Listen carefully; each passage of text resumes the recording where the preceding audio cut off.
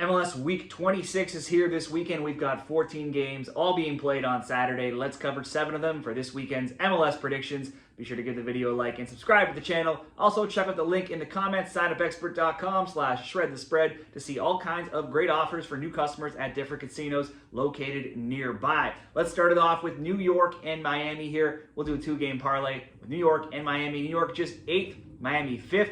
It's the Red Bulls, though, coming into this game with a big win from their midweek action, having beaten New England. New York went down 2-0 early. They stormed back, though. They had goals in the 56th, the 70th, the 72nd, the 83rd, and the 88th. They took a 5-2 lead before conceding late to eventually win 5-3. Both of Choupo-Moting and Forsberg each got a brace in that game. That snapped a run of 5 games without a win, but it did extend a streak to 6 games where they have continued to concede. The Bulls, despite not winning often, have scored, though, in 9 of 10. Miami didn't get the win. Messi didn't score, and in fact, no one in pink could score on Wednesday in a 3-0 loss to Cincinnati. Those all 3 things very rare. Miami had won their last 3 games. They had only 1 loss in 10, and that was against PSG prior to Wednesday's game. Messi had scored 2 goals in 5 straight games as well, so none of these things continued on Wednesday. The good streaks ended, but the poor defensive streaks continued. They've now conceded in 17 of 18, only shutting out Al Ahly. They easily could have conceded in that game too, so defense always a question here. The both teams to score an over 2.5 is on a run of 8-3. When they last met in May, it was 4-1 Miami. Last year, both teams had big wins. New York 4-0, Miami 6-2.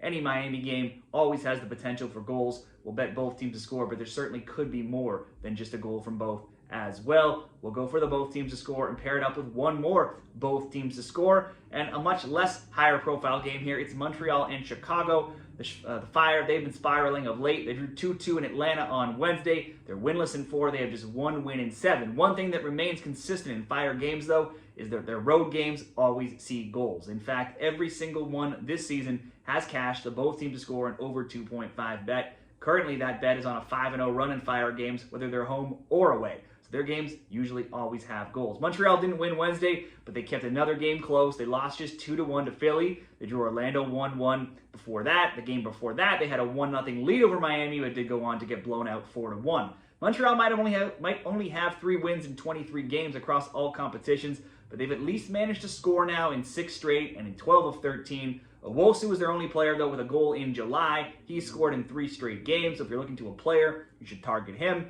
These teams tied 1-1 earlier this year. There's not much reason to not bet goals in this game, given that Montreal usually doesn't win, they hang around, they can usually get a goal, and Chicago's road games, until that streak ends, all those road games always seeing goals. So we'll go Montreal, Chicago, both to score. New York, Miami, both to score. That'll come in at plus 108 odds. Next up, let's do 3 games here. Nashville and Toronto. Toronto just went on the road and they shut out one of the West's top team in San Diego, winning 1-0 on Wednesday. Now, I'm as shocked as anybody. I live near Toronto. They're not a very good team. They're not a very exciting team either, but they do seem to stick around in games and make them a little, at least somewhat interesting. TFC only have 2 wins in 8, but they're 2-1 in 5. For them, that's pretty good considering where they are in the standings. They've only scored more than a single goal, though, in a game once in 8 games. They get another top team with 2 of the league's top players as well, and they're on the road again, where they go to Nashville, and they'll have to face Mukhtar and Surridge. TFC's already lost to Nashville this season, 2-1 in Toronto. That was in May. They've lost 3 straight, and they're winless in 5 against the Yotes as well. Nashville, 2 points off of the Shield race. Surridge is top in the scoring chart with 17 goals, while Mukhtar has 11. Those 28 goals between them are more than TFC have as a team with just 25. In all competitions, Nashville's been undefeated. They were undefeated in 15. They went to Miami, they lost 2-1, but they get back to winning ways on Wednesday, beating Columbus big time 3-0.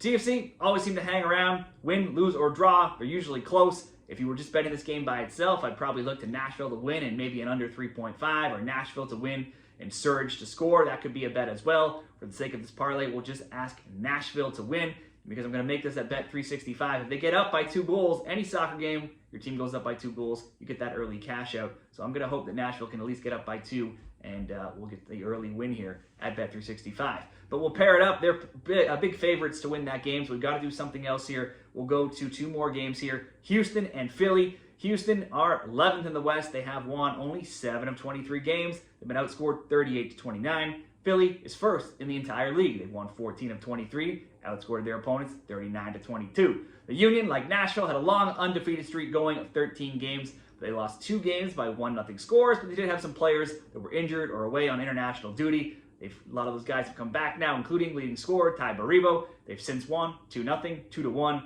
they're likely to win or at least score against a team like Houston. The Dynamo do have 2 wins in 4, but they have lost their last 2, 1-0 and 3-0 on Wednesday. Only one time in 7 games have they kept a clean sheet, and they've given up 16 goals in those games as well, and also 3 goals in their last 5 games. I would think Philly should get the win here. It is a short turnaround from midweek. We'll just ask them to score. They're going on the road here. Philly to score. Next up, Real Salt Lake, Cincinnati. Cincy just had a statement win over Miami on Wednesday. They got a big 3-0 win. They even did so without second leading injured scorer, Denke. He's likely to be out again this weekend as well, I would think. Evander, though, had another big game with 2 goals, 6 shots, 3 on target. He scored in 6 straight games, 8 total goals in that time.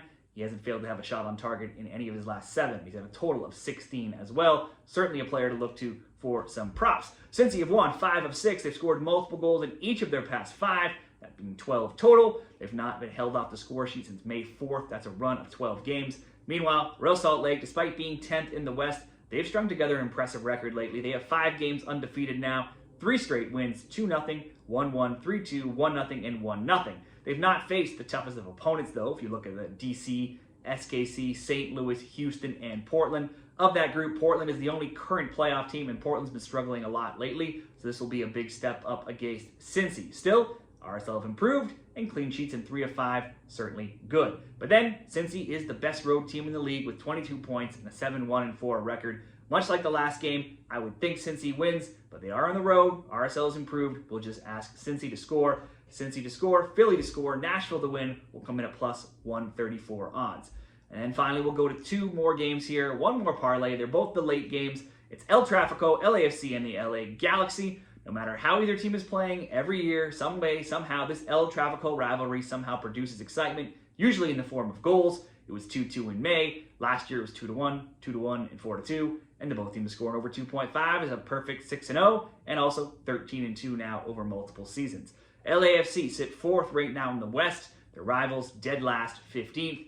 LAFC had gone winless in 4, but 3 of those were during the Club World Cup against some better competition. Lately, they're back to winning ways, having won 3-0, 2-0, and 1-0. In MLS alone, they've only lost once in 13 games. They've also given up just 6 shots on target now in those last 3 wins that have all been shutouts.